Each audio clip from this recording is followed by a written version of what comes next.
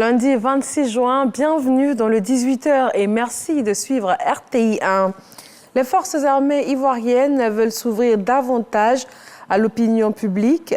Créé depuis 2018 par décret, l'Institut d'études stratégiques de défense est justement chargé de pouvoir établir le lien entre les acteurs civils et militaires.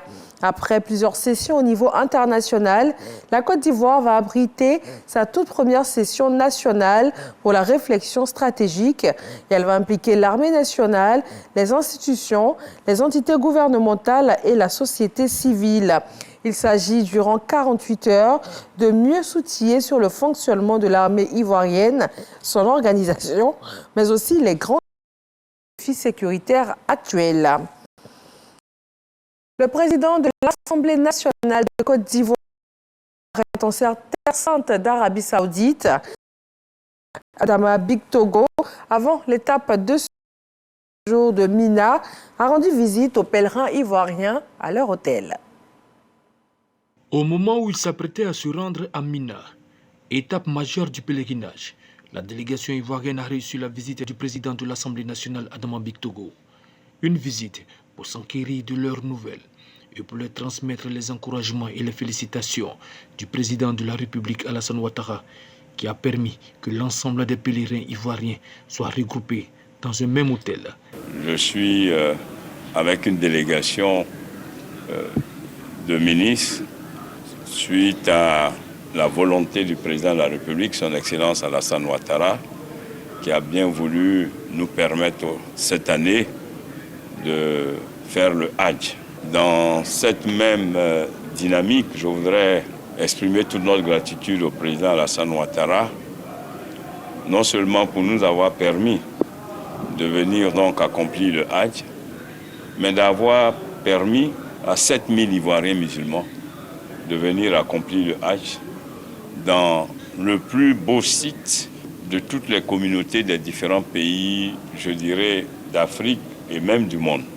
J'ai ressenti non seulement la fierté pour mon pays, la fierté pour mes compatriotes, mais j'ai surtout senti une dignité très forte de la part des musulmans qui sont venus accomplir le Hajj.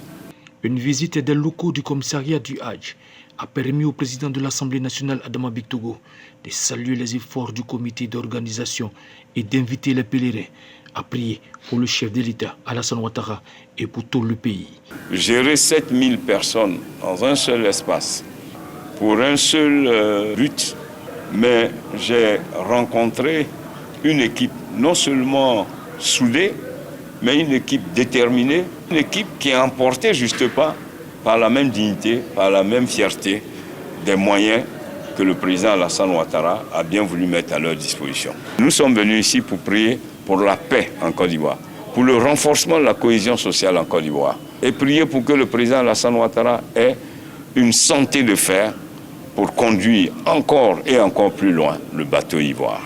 Le président de l'Assemblée nationale, Adama Bictogo, et les membres du gouvernement présents en Terre Sainte seront aux côtés de leurs compatriotes pour le circuit culturel important dans l'accomplissement du pèlerinage. Et on change de cadre. Le ministre de l'Enseignement supérieur et de la Recherche scientifique est à l'école de la Suisse. Adama Diawara, à la tête d'une délégation ivoirienne, est allé comprendre le fonctionnement de plusieurs institutions partenaires, et cela dans le cadre de la recherche scientifique et de l'innovation. Dans l'actualité internationale en République démocratique du Congo, le président Félix Tshisekedi dénonce une certaine dérive constatée au sein de l'Église catholique.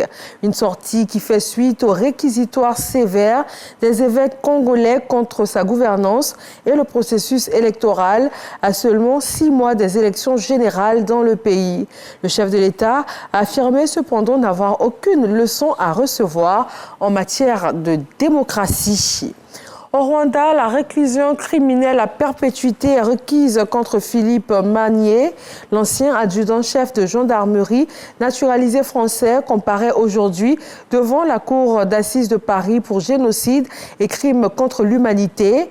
Les faits imprescriptibles qui lui sont reprochés ont été commis dans le sud du Rwanda en 1994. Après 7 semaines d'audience, 106 personnes entendues et plus de 280 heures de débat, le verdict va pouvoir enfin être rendu. Et puis en Russie, le chef de Wagner a affirmé aujourd'hui dans un premier message audio que son but n'était pas de renverser le pouvoir russe, mais de sauver son groupe paramilitaire menacé d'être absorbé par l'armée. Selon lui, l'avancée de Wagner vers Moscou lors de sa rébellion samedi a révélé de graves problèmes de sécurité en Russie. Il affirme même que Wagner a abattu des appareils de l'armée de l'air russe. Information pas encore confirmée par Moscou. Merci de rester avec nous sur RTI 1. Rendez-vous à 20h.